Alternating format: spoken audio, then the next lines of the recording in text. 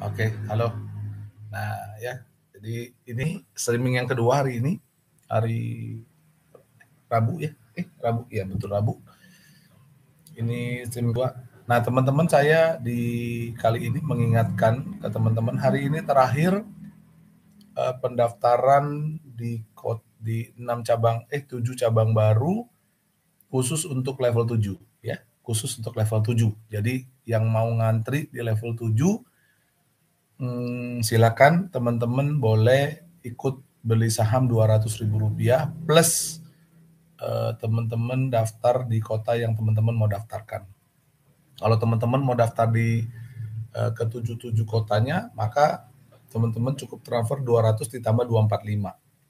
Ya, jadi 445, teman-teman dapat satu posisi di level 7, sisanya di level 8. Oke, ya, gitu. Nah, halo teman-teman, selamat pagi ya. Sampai kita ketemu lagi pagi hari ini. Sorry banget, launching 7 cabang ini agak sedikit kurang persiapan menurut saya, karena dari pusat, dari admin juga lagi memfinishing untuk cabang inklusif ya, Bapak Ibu sekalian. Jadi kita semua keluarga air ya, mari kita saling support ya, tidak saling tusuk, tidak saling komplain ya. Nah, kalau mau komplain, komplainlah dengan komplainan yang membangun. Oke? Kita harus saling bangun, teman-teman, harus saling mengingatkan di sini, saling support ya, supaya kita bisa terus menjadi orang yang lebih baik. Oke? Oke. Nah, hari ini saya mau bahas tentang kota ibadah, cabang ibadah. Banyak orang tanya sama saya, Pak Basri, sekali buka tuh 7 cabang, apa nggak salah Pak? Apa nggak salah nih Pak, 7 cabang dibuka sekaligus itu, wah kayaknya kayak dikejar target gitu Pak, katanya. Iya juga ya, karena sekali buka 7 ya. Tapi kalau saya dikejar target, saya buka 10 teman-teman. Enggak. Tapi sekali lagi, pertanyaan itu lebih baik daripada teman-teman tuh diem sendiri, dipendam sendiri, stres sendiri, jangan ya. Jadi saya informasikan kepada teman-teman bahwa kenapa dibuka sampai 7 cabang baru. Nah, teman-teman, kita coba lihat ide cemerlang, brilian yang diusung sama perusahaan KLPI buat Anda semua. Beneran buat kami? Bener buat Anda.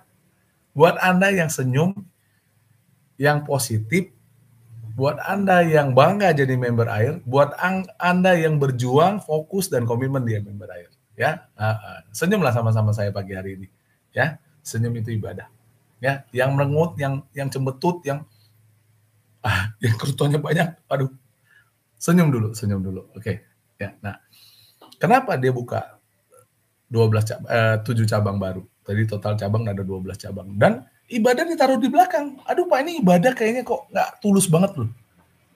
Ya, saya juga berpikir yang sama ya. Halo Pak Darnoto, kalau Pak Darnoto nonton video ini, Pak Darnoto tuh nanya saya tuh singkat, padat, jelas sekali. Tapi saya paham, karena saya juga berpikir seperti itu Pak Dar awalnya. Saya pikir ini kok seolah-olah menggunakan nama ibadah untuk berbisnis malah.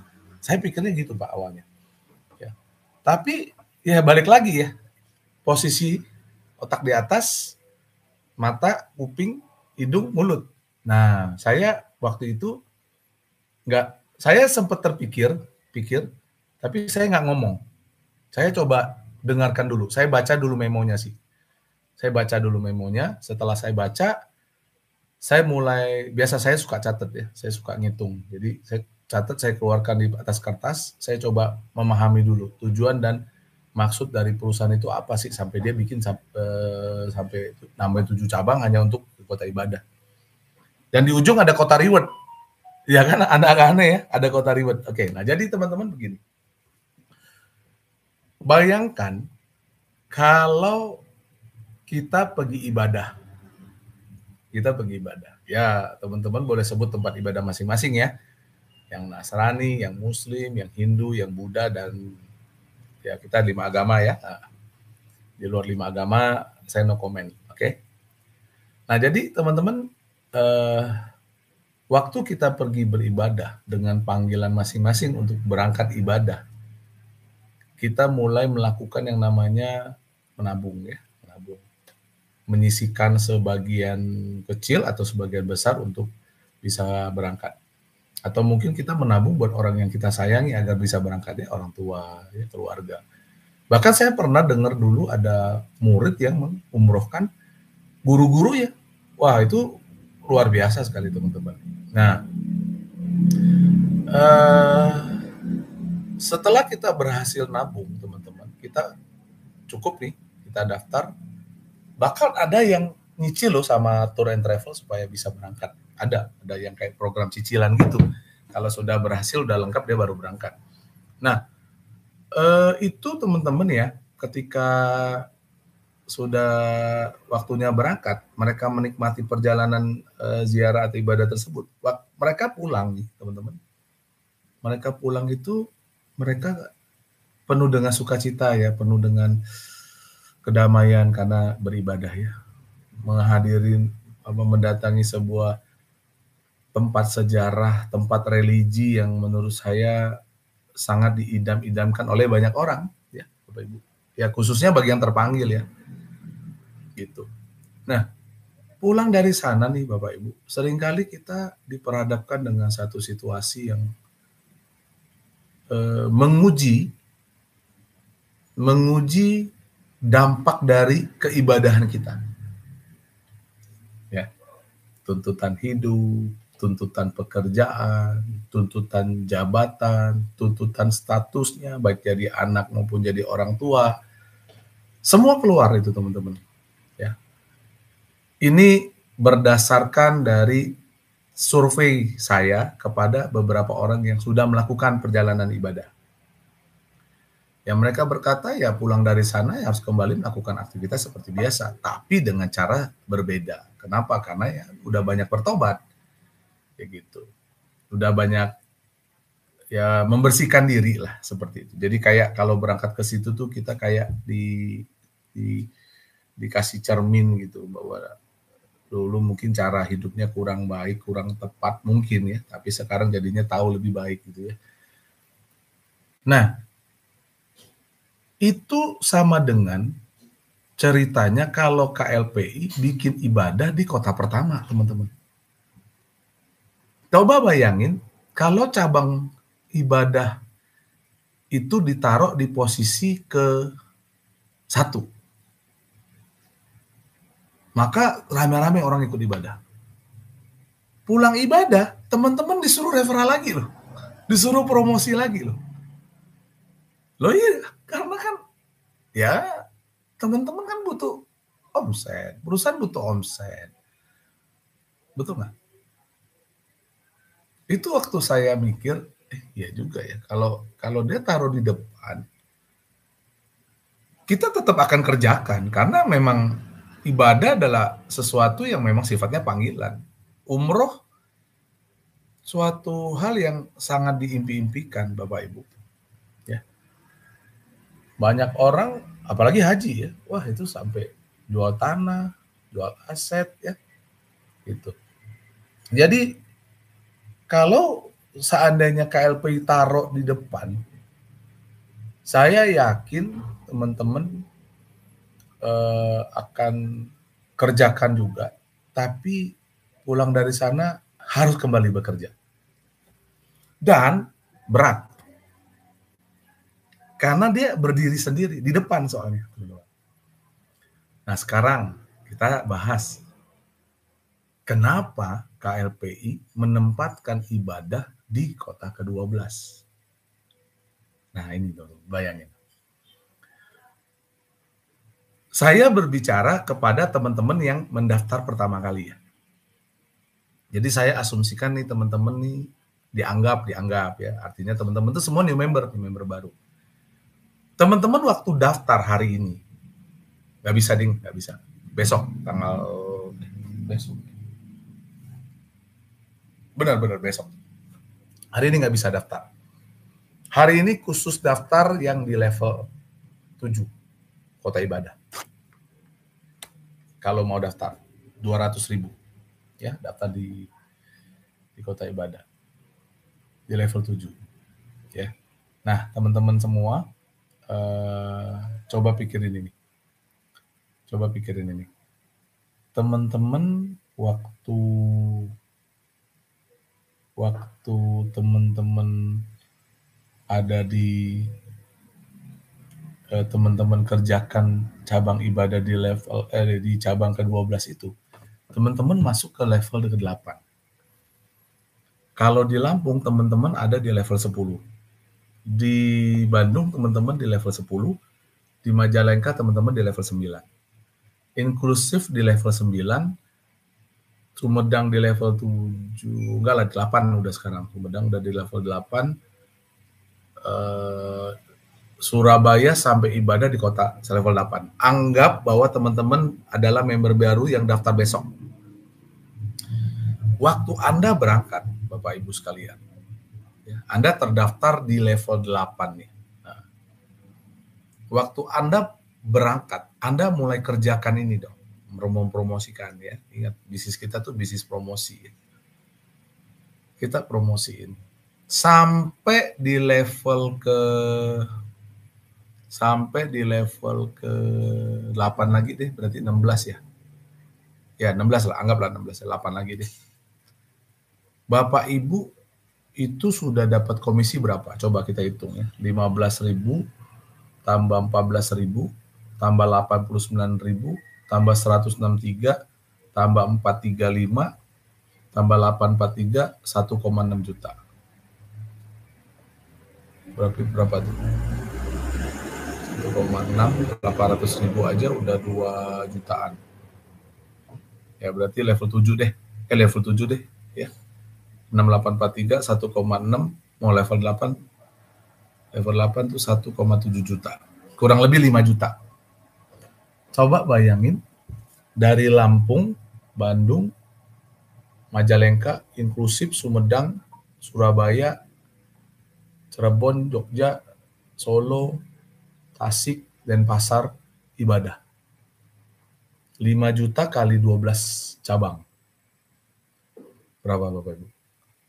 Sudah 60 juta loh. Nah, perusahaan punya target kita berangkat ibadah itu 30 juta. Artinya kalau teman-teman ada di level 6 ya, level 6 ya, 15, 14, 89, 163, 163, 435, 843. Nah, 1,6. Level 7. Itu aja teman-teman kali 7 ya. Kalau kita ngomong 3 juta kali 12 udah 36 juta loh. Ya itu hitungan ini ya, itu hitungan standar ya. Nah, nanti malam ada Zoom. Coba nanti saya akan coba hitung. Kita lihat berapa lama sih Pak kalau saya di level 8 ya. Seperti itu. Jadi teman-teman bayangin, teman-teman berangkat umroh, teman-teman berangkat ke Holy Land, berangkat ke kota ibadah teman-teman, di saat teman-teman punya passive income. Pulang dari sana, itu duitnya ngalir.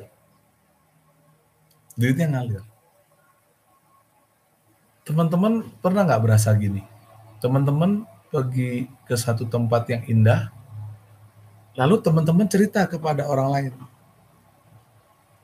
Wah, itu luar biasa sekali. Lalu orang yang Anda ceritakan bilang, gue mau ikut dong. Gue mau pergi dong. Gimana caranya? Teman-teman tinggal suruh dia daftarkan. Ya. Jadi teman-teman ini satu strategi dan ide yang menurut saya luar biasa ya. Perusahaan tidak cuma sekedar buka cabang doang ya. Kenapa 7, kenapa nggak 3? Ternyata ada rencana teman-teman di balik itu. Bayangin kalau ditaruh di kotak ke-6, berarti 6 kotak tuh, total 6 kotak. Kalau 5 juta kali 6, 30 juta. Tapi ingat kan masih ada sponsor, masih ada wajib belanja ya. Tapi dibikin 12 kotak menurut saya itu udah ide yang paling aman. Beneran, ide yang paling aman. Ya. Apa ya saya bilang ya? Ya penuh dengan dihitung lah ya, dihitung. Jadi bukan sesuatu yang apa saya bilang tuh asal keluar ya, gitu. Jadi Bapak Ibu pagi hari ini saya mau sampaikan kepada teman-teman bahwa mari pelajarin. Mari pelajarin. Kita hari ini bersama dengan air berangkat ke kota ibadah kita masing-masing. Itu dengan cara membantu orang pergi ibadah. Keren nggak? Keren nggak ya? Kita pergi ibadah dengan cara membantu orang mendaftarkan untuk pergi. Jadi kita ngajak orang daftar pergi ibadah, kita pergi ibadah. Nggak tahu lah ya. Ini gimana ngebayangin caranya ini ya. Jadi saya mau ajak teman-teman dan saya mau say thank you buat Pak Roy ya dan sahabat-sahabat Pak Roy ya, Pak Ustadz Nawawi ya, sama sahabat suami Bu dia, saya lupa namanya ya, suami Bu dia. Saya kalau ada kesempatan ke Surabaya, saya pengen sekali ketemu, kita duduk ngobrol sharing tentang program ini. Jadi pagi hari ini ya, saya ucapkan selamat kepada semua teman-teman yang mendengarkan video ini. Jangan dipotong, dipercepat. Teman-teman jangan lihat orangnya, lihat materinya. Ya. Oke. Teman-teman harus, ya saya pribadi lah, saya bersyukur bahwa ada sebuah perusahaan yang berpikir, ada Pak Roy yang punya ide brilian ya. Ketika didiskusikan ide ini kepada teman-teman lain, responnya sangat-sangat positif sekali. Bayangin dengan 525.000, kita bisa mendaftarkan dan mendapat antrian untuk keberangkatan. Kita menunggu siapa orang-orang beruntung yang pertama kali akan berangkat ke kota ibadah, yang selanjutnya akan mendorong kita, memotivasi kita agar kita bisa juga ikut berangkat ke sana. Oke, ya jadi ini adalah video singkat tentang kota ibadah. Sekali lagi teman-teman, otak di atas, mata, kuping, baru mulut. Biasakan komen kalau sudah dengar dengan teliti atau sudah kita pikirkan dulu.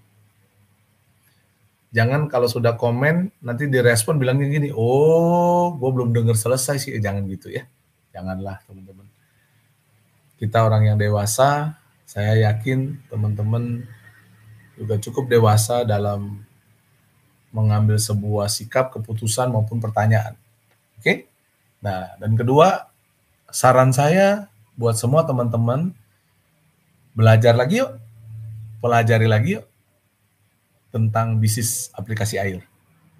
Jangan langsung percaya saja gara-gara dia cuma 525, jangan. Ya, jangan. Tapi belajar lagi. Lihat tujuannya. Saya mau tutup dengan satu cerita Bapak Ibu. Suatu hari ada seorang ayah yang sedang berdoa sama Tuhan. Ayah ini minta sama Tuhan, Tuhan, saya pengen banget punya mobil, kata ayahnya dalam doanya.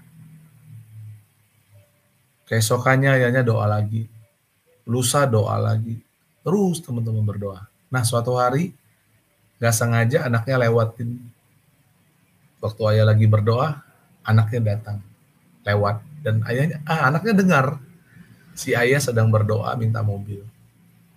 Wah detail banget mobilnya teman-teman. Warnanya hitam, 4 seat ya. Ya dia mau jalan-jalan sama keluarganya. Wah detail sekali. Mereknya apa. Ya. Si anak waktu dengar ayahnya berdoa, si anak ikut berdoa loh teman-teman. Dia berdoa sama Tuhan, ya Allah, jawablah doa saya, kabulkanlah permintaannya.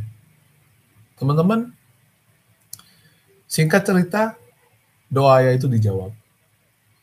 Si ayah akhirnya berhasil mendapatkan sebuah mobil.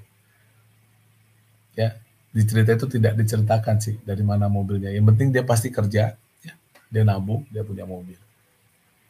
Waktu mobil itu datang, teman-teman semua, ke halaman rumah, itu perasaan haru, bahagia kumpul jadi satu. Si bapaknya, si ayah merasa terkagum-kagum dengan kegigihannya, kerajinannya, dengan doa-doanya dia dikabulkan, Bapak Ibu. Ya. Jadi si ayah tadi senang dan bahagia lah. Begitu juga dengan si anak. Anak ini juga ikut terkagum-kagum. Dia sangat bersyukur karena Tuhan menjawab doa dari ayahnya. Nah, hari itu mereka langsung pergi jalan-jalan, Bapak Ibu. Mereka keliling, mereka nyanyi, wah, mereka enjoy menikmati mobil baru itu. Keesokan harinya si anak nggak bisa tidur. Dia subuh bangun, dia mikir gini, saya harus membahagiakan hati papa saya, ayah saya. Kata si anak dalam hati ya. Gimana ya caranya, pikir si anak. Dia pikir, akhirnya si anak itu memutuskan sesuatu.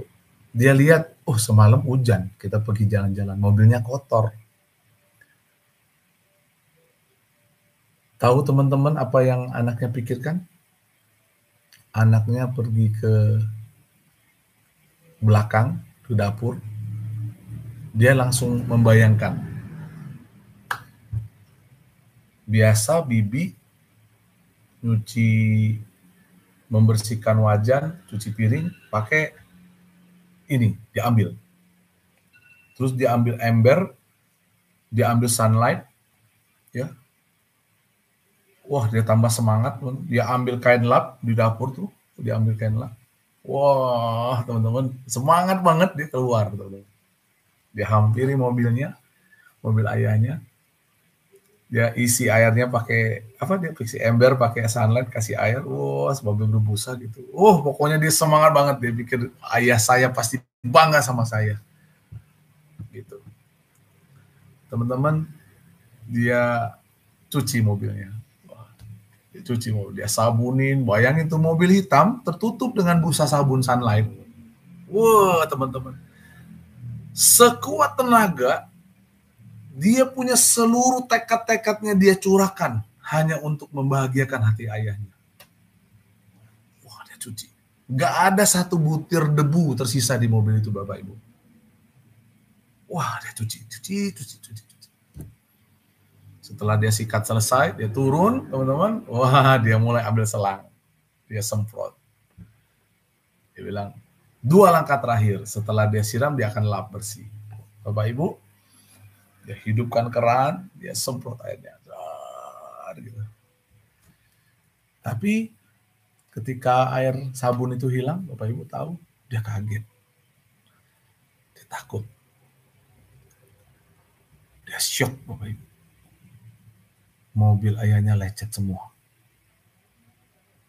Ternyata dia membersihkan setiap kotoran yang ada di mobil itu dengan sikat besi yang tahu ya, yang kalau di dapur ibu-ibu suka bersihin pantat wajan. Dia kaget, Bapak Ibu, lecet semuanya. Dia diam, syok, dia nangis, Bapak Ibu. Dia sedih banget. Dia menyesal sekali pokoknya. Karena dia tahu itu mobil kesayangan ayahnya yang ayahnya doakan setiap waktu. Wah, dia bingung teman-teman. Dia bingung, dia sedih, dia nangis. Dia nggak berani masuk rumah.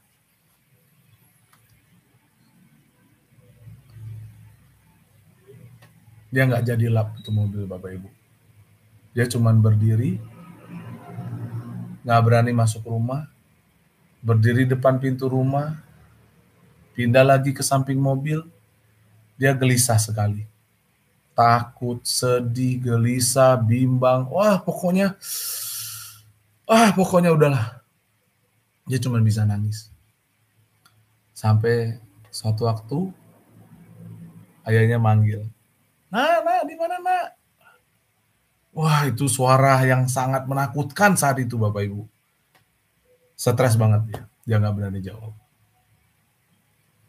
Bapak Ibu, dia keluar, bapaknya keluar, dia cari anaknya ya. Dia lihat anaknya nangis di depan pintu rumah. Loh, kamu kenapa nangis? Kamu jatuh? Ada yang ganggu kamu? Anaknya nggak jawab, anaknya cuma nangis. Sudah, digendong sama ayahnya. Ya, anaknya nggak mau. Anaknya cuma nangis, dan anaknya bawa ayahnya ke mobil. Teman-teman tahu, waktu ayahnya lihat mobilnya, ayahnya syok. Ayahnya kaget, ayahnya cuma bilang gini, tunggu di sini. Ayah akan berdoa dan tanya sama Tuhan, hukuman apa yang pantas buat kamu? Wah, teman-teman, itu anaknya gemeter, cuma bisa nangis. Masuk ayahnya. Ayahnya nangis Bapak Ibu. Berlutut berdoa, ya Tuhan, ya Tuhan. Itu mobil kesayangan saya loh. Sekian lama saya nabung, saya doa, Tuhan tahu saya minta mobil itu. Tapi itu anak bener-bener ya Tuhan. Ngapain coba? Aduh, bener-bener tuh anak. Tuhan tolong. Gitu. Hukuman apa yang pantas buat anak itu? Hukuman apa yang pantas buat anak itu teman-teman? Teman-teman, dalam cerita itu Tuhan jawab ayah itu.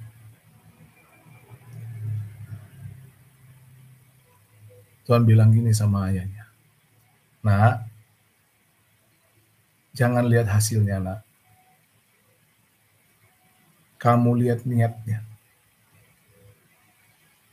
Apa niat anak itu melakukan semua itu? Apakah ingin merusak mobil kesayangan kamu?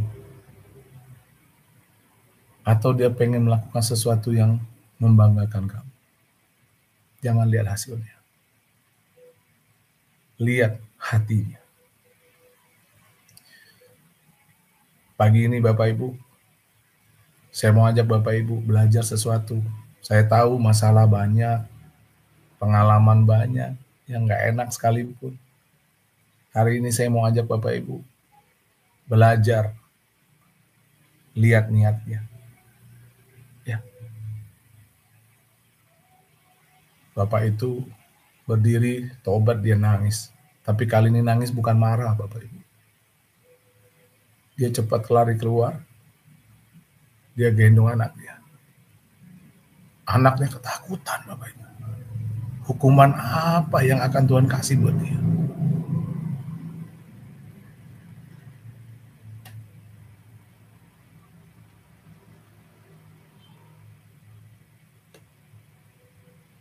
Bapak itu gendong anaknya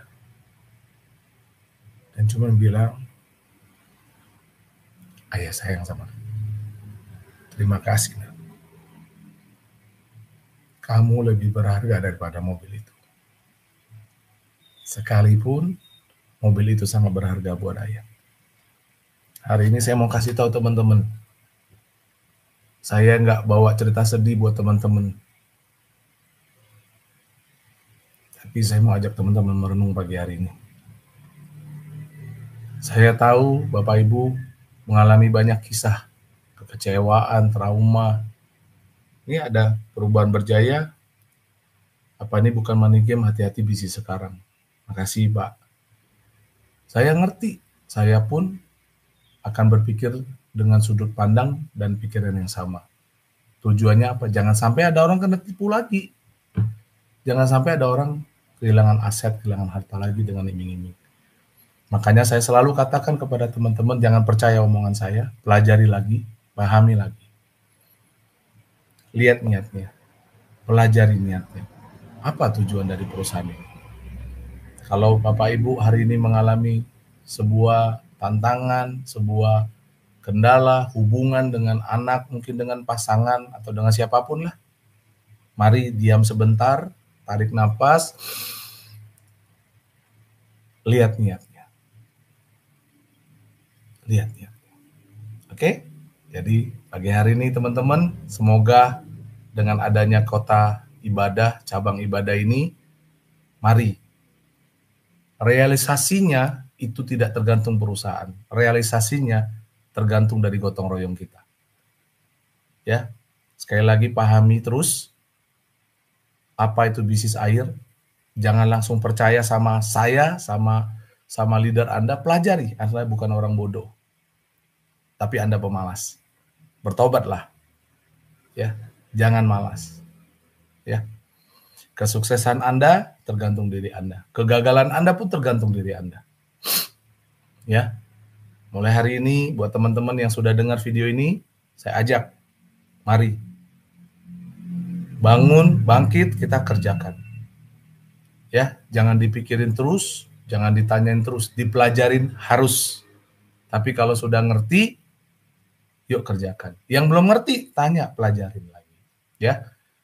Bapak Ibu, terima kasih atas waktunya.